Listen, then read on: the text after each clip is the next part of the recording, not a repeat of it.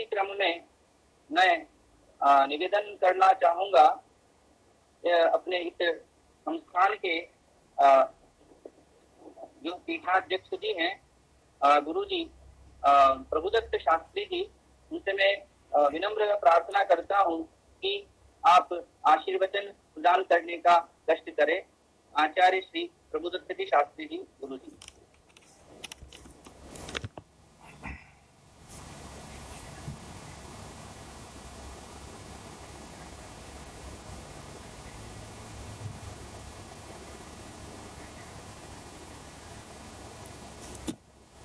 कार्यक्रम के अंत से पूर्व थोड़ा किया जाएगा और कुछ समय वो कोई जिज्ञासा अगर कर सकते हैं, अगर कुछ पूछना चाहें तो पूछ सकते हैं।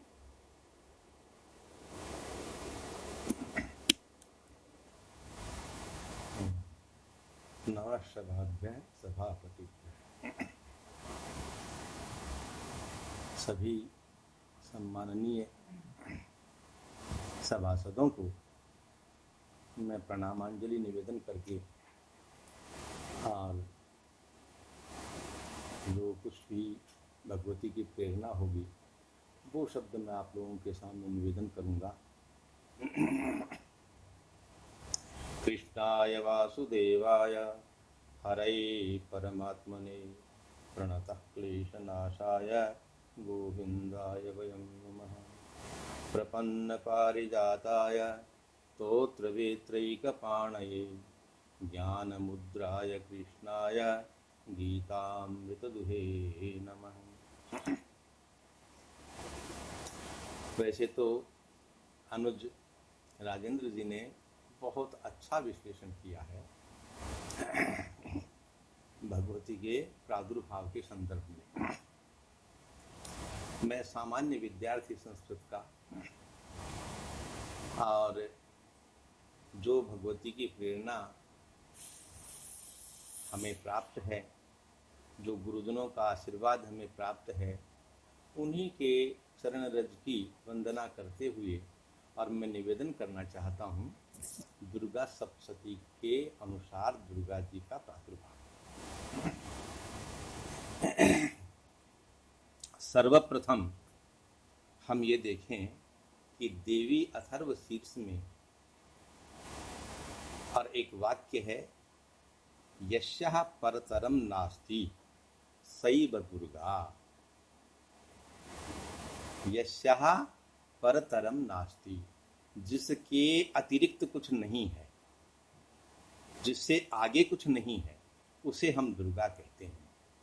और इसीलिए दुर्गा शब्द का अर्थ हम करते हैं दुर्गम्यते, या सा दुर्गा, जो कठिनाई से प्राप्त की जाती है वो दुर्गा है, अर्थात ब्रह्म स्वरूपा। पुल्लिंग के अंदर ब्रह्म कह देते हैं और स्त्रीलिंग में जब आएंगे उसी ब्रह्म को हम जब स्त्रीलिंग में बोलेंगे तो ब्रह्माणी के नाम में बोल देंगे। तो भगवती या ब्रह्म एक ही द्रव्य के वाचक हैं। अब ताम दुर्गाम, दुर्गमाम देवीम और दुराचार विघातिनीम,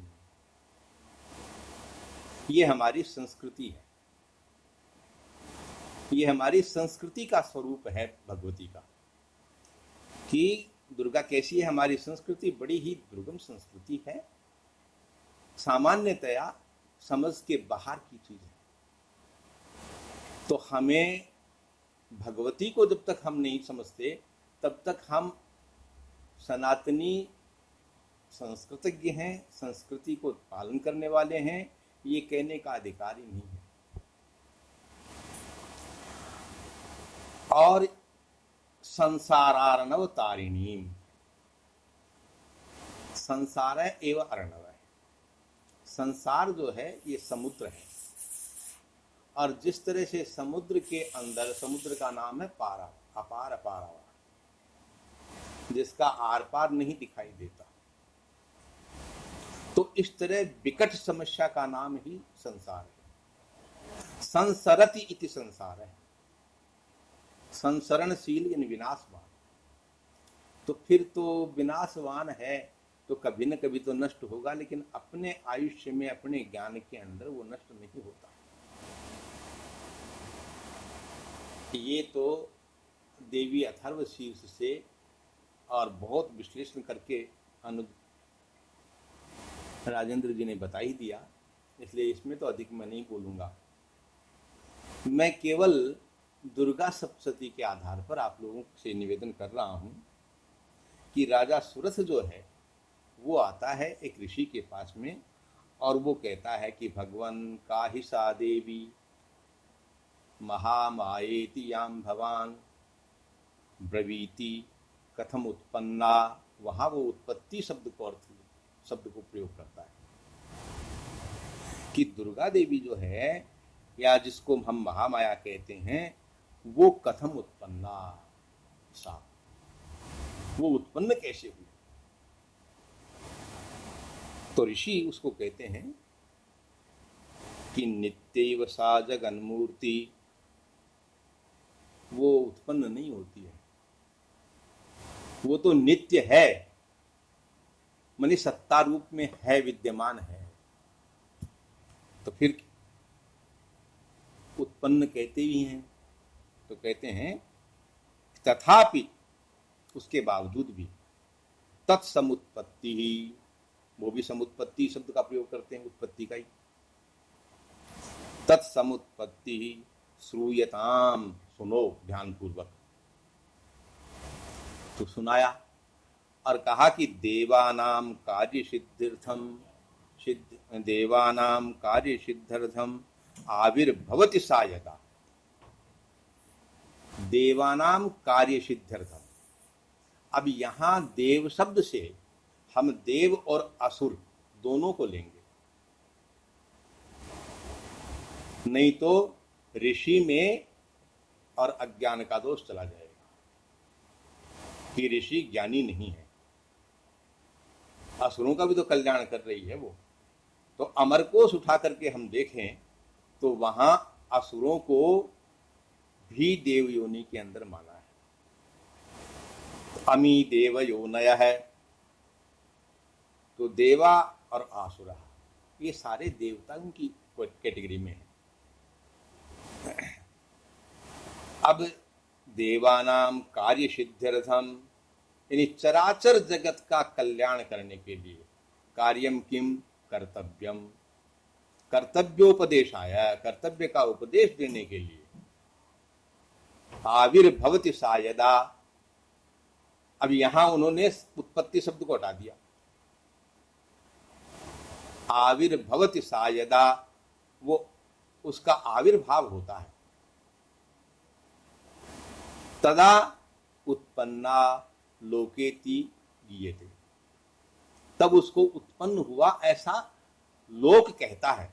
यानी लोकस्तु भुवने जने, सामान्य व्यक्ति की धारणा है ये।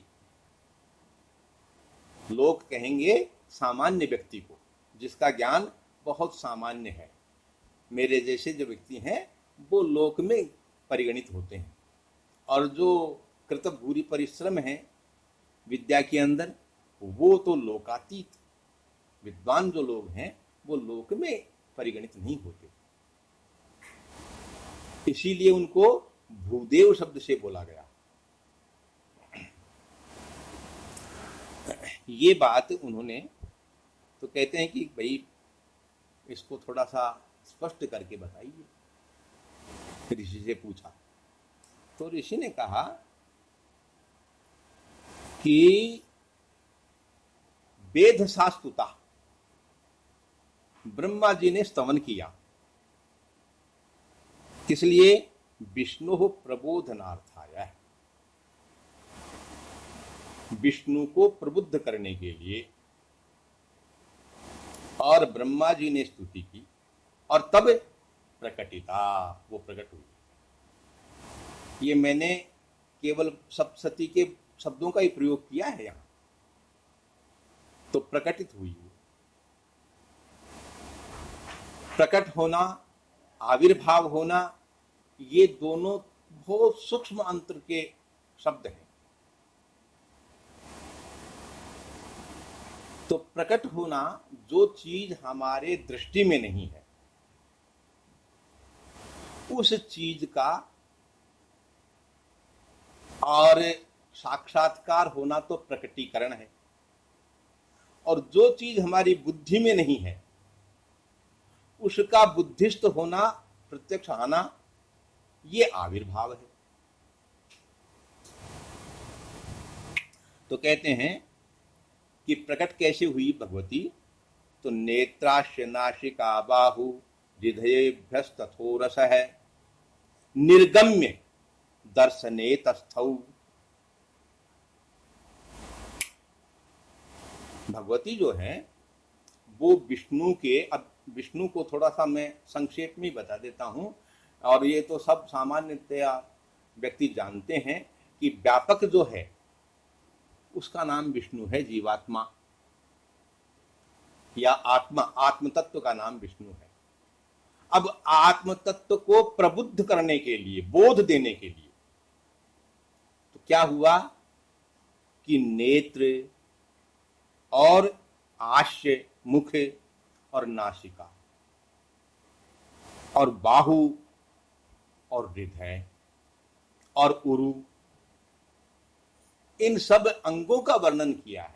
इनमें जो शक्ति है हमारी, ज्ञान शक्ति, क्रिया शक्ति, ये जो शक्तियां हैं वो इन इंद्रियों के अंदर मौजूद है,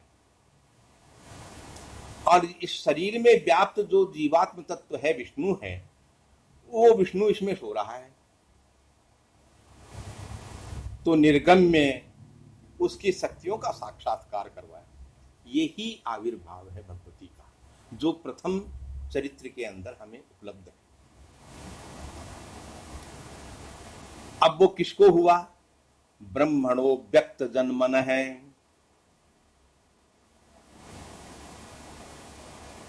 ब्रह्मणो व्यक्त जन्मन है। अब इसमें हम दो चीज देखते हैं, ब्रह्मण अव्यक्त जन्मन है और ब्रह्मण व्यक्त जन्मन है।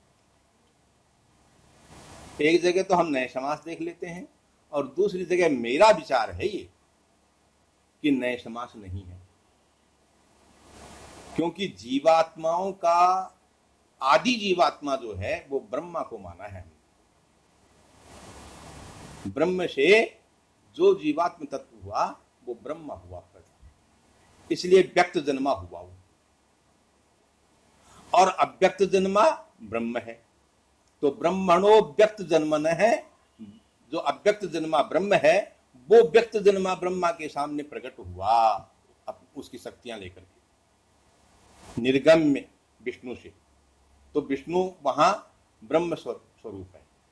वो ब्रह्म जो है वो अपनी शक्तियों के साथ में सो रहा है, और वो जीवात्म तत्व के सामने निर्गम्य दर्शने तस्थौ। यहां सप्तमी विभक्ति दर्शन शब्द में है, तो दृष्टिगत होना, आविर्भाव होना।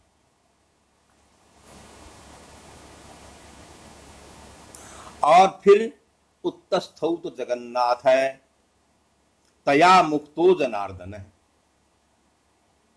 अब यहां एक बात हमारे दिमाग में आती है कि उत्तस्थौ तो जगन्नाथ है, जगताम नाथ है, जगन्नाथ है। पूरे संसार का जो मालिक विष्णु है वो खड़ा हुआ, इससे पहले वो सो रहा था। तो देखिए इच्छा शक्ति का उदय, सर्वप्रथम इच्छा शक्ति का उदय, और ये दुर्गा सप्तशती कहती है कि जीवात्मा में सर्वप्रथम इच्छा शक्ति पैदा होती है, और वो प्रबोधनार्थाय है। इसी को मैंने यहां बोध शक्ति के नाम से बोला। तो मैंने दो तीन शक्तियां जो हैं वो प्राचीन, तो उसको ज्ञान, क्रिया और इच्छा, इन रूपों में बोल रहे हैं, लेकिन मेरा जो विचार व्यक्तिगत रूप से भगवती की प्रेरणा से जो मुझे प्राप्त हुआ वो मैं आपसे निवेदन कर रहा हूं कि बोध, क्योंकि प्रबोधनाय बोला है यहां आचार्य ने, तो बोधनम बोध है, लुडंत तो बोधन हो गया और बोध अदंत हो गया। तो ज्ञान का ही पर्याय बोध है, लेकिन ज्ञान इच्छाधीन है और क्रिया भी इच्छा के अधीन है। इसीलिए और ये राजा सुरथ को प्रथम अध्याय के अंदर बताया दिया।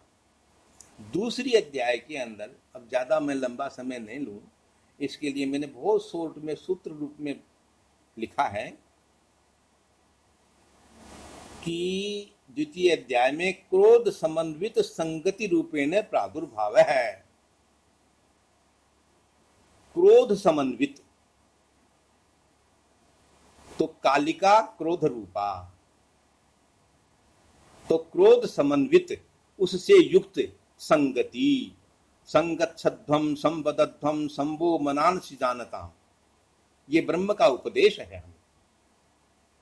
इसीलिए सारे क्रुद्ध भाव में आकर के देवता और अपना अपना तेज, अपने अपने हथियार, यानी संघ शक्ति, संघ के रूप में, यानी क्रिया के रूप में, इच्छाओं का जब समूह हमारे सामने आता है तभी हम क्रिया में प्रवृत्त होते हैं।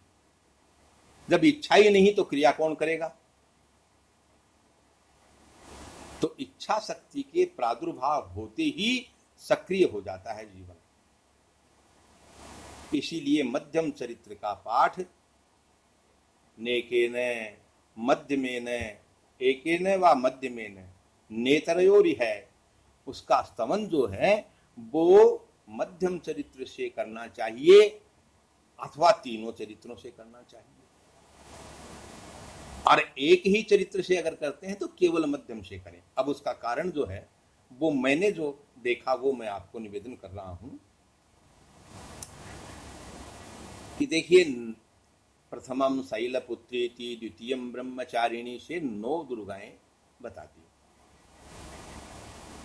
तो 9 दुर्गाएं बता दी और 9 को अब दुर्गा सप्तशती में देखिए 9 दुर्गाओं का सम्मिलित स्वरूप एक अध्याय में बता दिया। और एक अध्याय के अंदर, पहले अध्याय में 104 श्लोक हैं, यानी वाक्य हैं, जिसमें उवाचे वगैरह सब आ गए, अर्ध श्लोक वगैरह सब आ गए। अब 104 का मूलांक बनता है 5।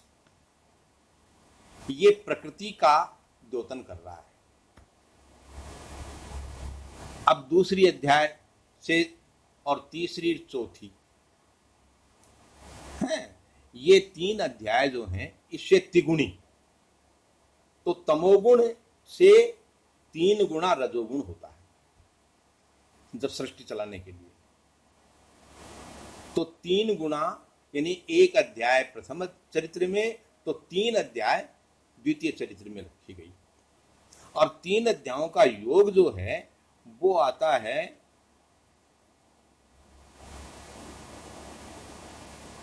69, 44, 42, 155। इसका अगर जोड़ करके मूलांक बनाते हैं तो 2 बनता है, यानी 5, 5, 10, 11। अब 2 का 2 मूलांक बन गया, तो 2 मूलांक जो है जीव और परब्रह्म शक्ति, इन 2 का पर्यायवाची है। इसलिए मध्यम चरित्र के ऊपर जोर दिया गया है कि मध्यम चरित्र से ही आप उनका स्तवन करें, क्योंकि इसमें प्रकृति की और शक्ति की, परब्रह्म की, दोनों की उपासना सम्मिलित है। 2 का अंक यहां मूल है। अब तीसरे चरित्र के देखें तो तीसरे चरित्र के टोटल मिलकर के और 441 श्लोक हैं, यानी 441 वाक्य। अब 441 का मूलांक जो बनता है वो 9 बनता है, और यही 9 दुर्गा है। तो पूरी अगर सप्तशती का हम पाठ करते हैं तो अब हमारे पास में कितना बन गया, देखो पूरी सप्तशती का पाठ करने से 700 हो गए। 700 में 5 तो प्रकृति तत्व, प्रकृति के वाचक हैं, और 1 जीवात्मा परमात्मा और शक्ति। तो प्रकृति जीवात्म तत्व की या परमात्मा तत्व की 1 संख्या, और एक संख्या उसकी शक्ति है। इसलिए एक वचन में बोलते हुए भी शक्ति को, और ये कहा वेद के अंदर पराश्य शक्तिर्विविधैव श्रूयते, उसकी एक ही शक्ति विविध रूप से देखी जाती है, तो वचनांत आ गई। इसीलिए त्रेधा विभज्य, तीन प्रकार से विभक्त होकर के, तो प्रकार वचने थाल, तो त्रिधा, तो तीन प्रकार से, यानी त्रिगुणात्मिका। अब यहां पर ये जो बात हम निवेदन कर रहे हैं, इसका पूरी सप्तशती का हम कैसे समन्वय करें? तो कहते हैं कि उत्पन्नेति तदा लोके सा नित्यात्म विधीयते। इस तरह की जो भगवती हैं, जिनका स्तवन हमने 700 श्लोकों में किया है, 700 वाक्यों में किया है, वो भगवती जो है दुर्गा, तो किस किस रूप में हो गई? साक्षात ब्रह्म स्वरूप और शक्ति अंतर्हित, इन प्रकृति को अंतर्हित रखे हुए ऐसी शक्ति को हम ब्रह्म कहते हैं। वही ब्रह्म रूपा वेदतव्या, उसी को आप ब्रह्म रूप भगवती दुर्गा समझें। ये बात दुर्गा सप्तशती से मुझे प्रेरणा दुर्गा सप्तशती से इतनी मिली, जो मैंने आपसे और निवेदन किया है। इसमें हो सकता है कि मेरा ज्ञान कुछ अधिक हो, मैं जान नहीं पाया हूँ, लेकिन ये तत्व जो है वो पराम्बा की कृपा से ही है, और पराम्बा ने स्पष्ट इस बात को अपने स्तवन के माध्यम से, श्लोकों के 700 श्लोक बोलते हैं ना, तो 700 श्लोक का मतलब यहाँ स्तुति परक जो वाक्य हैं उन्हीं का नाम श्लोक है, केवल अनुष्टुप छंद का श्लोक नाम नहीं है। यहाँ पर, यहाँ सप्तशती के अर्थ में, सप्तशती के पदों में हम जो प्रयोग कर रहे हैं वो स्तुति परक श्लोक शब्द का प्रयोग है, और स्तुति परक श्लोक शब्द जो है उसमें उवाचय और नमस्तस्यै ये भी आ गए सब।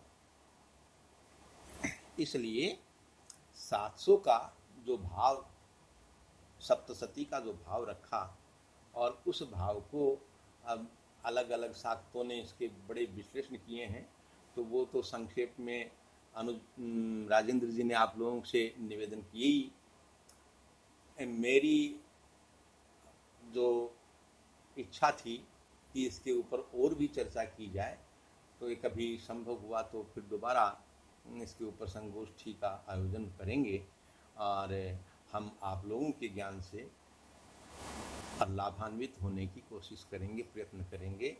इसी के साथ में मैं अपनी वाणी को विराम दे रहा हूँ। सभी शिष्ट महानुभावों को जो इसमें मेरे ऊपर कृपा करके, इस संस्थान पर कृपा करके हमारे जुड़े हैं, उन लोगों को मैं नम्र और प्रणति निवेदन करता हूँ। और अंत में भगवान श्री कृष्ण का, क्योंकि परब्रह्म स्वरूपी जगत गुरु अगर किसी के लिए प्रयुक्त हुआ है तो केवल श्री कृष्ण के लिए हुआ है, जगत गुरु पर। तो उनको मैं गुरु रूप में और पुनः प्रणाम करता हूँ। कृष्णाय वासुदेवाय हरे परमात्मने प्रणतक्लेशनाशाय गोविंदाय वयं नुमः।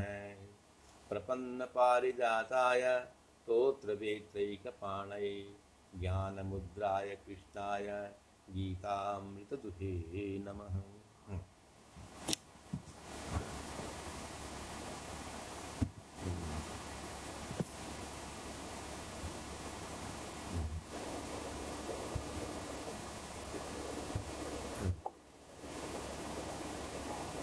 आदरणीय पीठाध्यक्ष जी महोदय का आशीर्वचन में प्राप्त हुआ।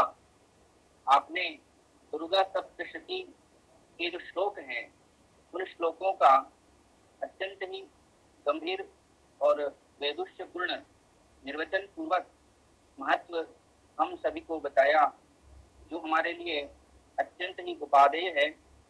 और सबसे बड़ी सूक्ष्म बात यह है कि प्रकट होना और आविर्भाव होना, ये ऐसे शब्द हैं जो सुनने में समानार्थक लग रहे हैं,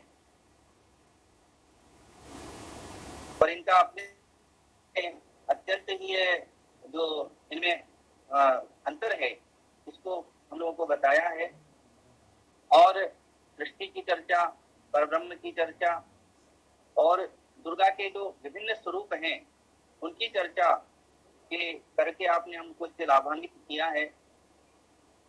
और मैं तो व्यक्तिगत रूप से निवेदन करना चाहता हूँ कि यह कार्यक्रम इस तरह से 1 घंटे 2 घंटे में जो हो रहा है अच्छी बात है, बाकी विषय इतना गंभीर है कि 3 दिन 4 दिन के लिए इस प्रकार की ऑफलाइन संगोष्ठी चले तो भी इसके लिए कम रहेगा।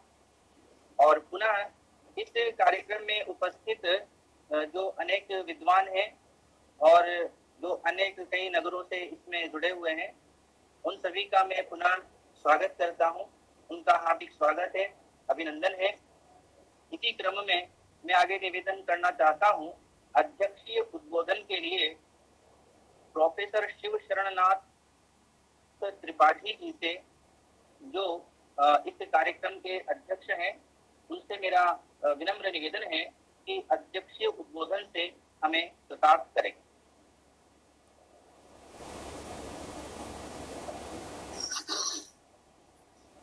सर्वमंगल मांगल्ये शिवे सर्वार्थ साधिके शरण्ये त्र्यंबके देवी नारायणी नमोस्तुते। आज माँ दुर्गा के और प्रादुर्भाव इस विषय को लेकर के संस्कृत संवर्धन संस्थान के द्वारा ये जो गोष्ठी रखी गई है, इसमें पधारे हुए सभी वरिष्ठ विद्वज्जन, हमारे गुरुणा पीठ के पूजनीय आचार्य प्रभु शास्त्री जी, संस्थान के अध्यक्ष गोपाल शर्मा जी, आज के इस कार्यक्रम में और एक वैदुष्यपूर्ण और विवेचनात्मक वक्तव्य प्रस्तुत करने वाले प्रोफेसर राजेंद्र शर्मा जी, अन्य सभी जुड़े हुए विद्वान और विदुषीगण, आज के इस कार्यक्रम में प्रोफेसर शर्मा जी ने दिव्य सर्वशीर्ष का आधार लेकर के जो विवेचन प्रस्तुत किया है, उसके साथ ही उन्होंने केनोपनिषद का उपाख्यान, जो यक्ष वाला उपाख्यान था, उसको प्रस्तुत करके भी, और जो इस संसार को चलाने वाली आद्या शक्ति है उसका विवेचन प्रस्तुत किया। इसके साथ ही आपने ईशावास्योपनिषद से जो बताया, विद्या और अविद्या के स्वरूप को लेकर के, ओम विद्याम च विद्याम च यस्तद्वेदो भयं सः अविद्यया मृत्युं तीर्त्वा विद्यामृतमश्नुते। तो जैसा आप सभी विद्वानों का मत है, इन उपनिषदों से, शास्त्रों से, पुराणों से और उन अनुभव करने वाले ऋषियों के द्वारा प्रस्तुत जो भी उनकी अनुभूतियां हैं, मेरा कई बार, हालांकि मेरा कहना ठीक नहीं है क्योंकि ये सब सुना सुनाया ही है विद्वानों के श्रीमुख से, कई बार ऐसा लगता है कि हम सभी जो विद्वज्जन यहाँ पर एकत्रित आते हैं, बहुत बढ़िया विवेचन करते हैं, और इनमें जो साधक के तौर पर, जैसे कि गुरुजी ने प्रस्तुत किया या प्रोफेसर शर्मा जी ने प्रस्तुत किया, ये केवल उनका उन शास्त्रों का विवेचन ही नहीं होता है, उनके स्वयं के अनुभव भी होते हैं। जैसे ऋषयो मंत्र द्रष्टारः कह करके ऋषियों का जो अनुभव था वही उन मंत्रों के रूप में प्रकट होता था।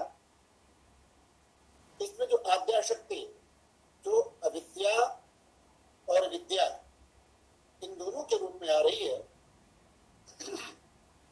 तो ये चिंतन करते हैं तो अविद्या क्या है और विद्या क्या है। हमारे संसार में जन्म लेने के पश्चात हम जितना भी यहाँ पर ज्ञान प्राप्त करके, व्यावहारिक ज्ञान प्राप्त करके जो भी करते हैं, जो भी ग्रहण करते हैं, देखते हैं, सुनते हैं, वो सारा का सारा ही, वो चाहे सारे ये शास्त्र ही क्यों न हो, जिनसे हम ये कुछ अपने ज्ञानेंद्रियों के द्वारा अनुभव कर पा रहे हैं, वो सारा का सारा वो अविद्या के रूप में ही हमारे सामने प्रकट होता है। और अविद्या मृत्युम तीर्थवा, तो वो जो मरण धर्मा है, जो मरणशील है, तो जब इस अविद्या यानी जो भी हमने ज्ञान प्राप्त किया, जो भी ये लौकिक ज्ञान प्राप्त किया, वो अविद्या के अंतर्गत आया। उससे हम इस मरणशील को जान गए, इसको समझ गए कि ये मरणशील है, ये क्षणशील है, इसका क्षय होना है, इसकी मृत्यु होनी है।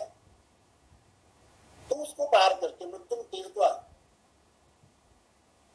और वो जो अभी गुरु जी ने बताया परम बोध स्वरूप कि विद्या मृत अश्नुते, वो जो अमृत है, वो जो तत्व है, जो हमारे जन्म से पूर्व में भी है और मृत्यु के पश्चात भी है, उस तत्व का बोध वही उस परम शक्ति का बोध है। तो अमृत जो मरण धर्मा नहीं है, जो केवल प्रतीत होता है कि इसका जन्म हुआ और इसकी मृत्यु हुई, वस्तुतः जो निरंतर विद्यमान है वही अमृत तत्व है। उसका बोध जब उस परम शक्ति की कृपा होती है तभी हो पाता है। इन सभी विषयों को और विद्वानों के द्वारा यहाँ प्रस्तुत किया गया। हम सभी लोग यहाँ पर उससे और कृतार्थ हुए हैं।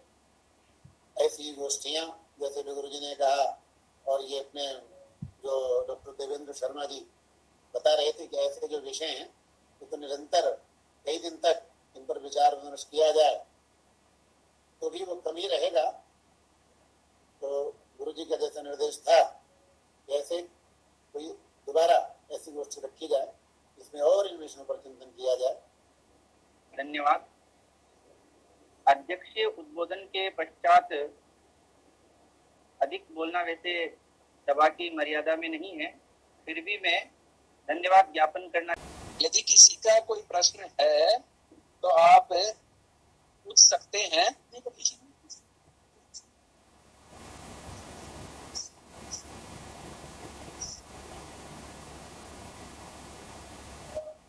शायद किसी का प्रश्न नहीं है। और आज के संचालन के लिए डॉक्टर देवेंद्र जी सहायक आचार्य है, जगत गुरु रामानंदाचार्य राजस्थान संस्कृत विश्वविद्यालय से थे। आप बहुत अच्छा मंच संचालन कर रहे हैं, आपका हृदय से आभार, धन्यवाद। और सभा की जो अब अध्यक्षीय अनुमति के साथ में और आप समापन की घोषणा करें, यदि किसी का प्रश्न नहीं है तो। डॉक्टर देवेंद्र जी।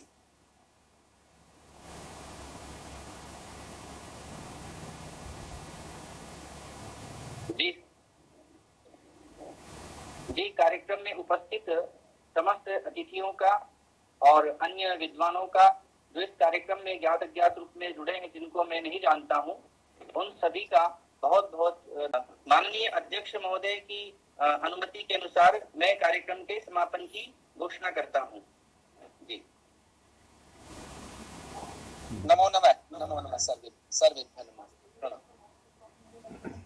ओम द्यौः शांति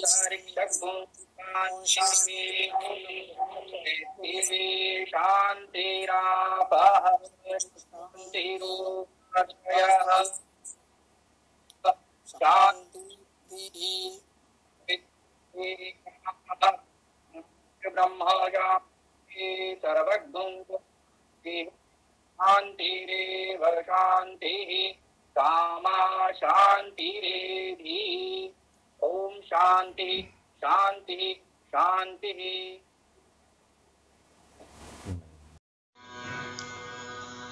अन्य धार्मिक विषयों की जानकारी हेतु संस्थान के चैनल को लाइक, शेयर, सब्सक्राइब करें व नवीन वीडियो हेतु बेल आइकन अवश्य दबाएं।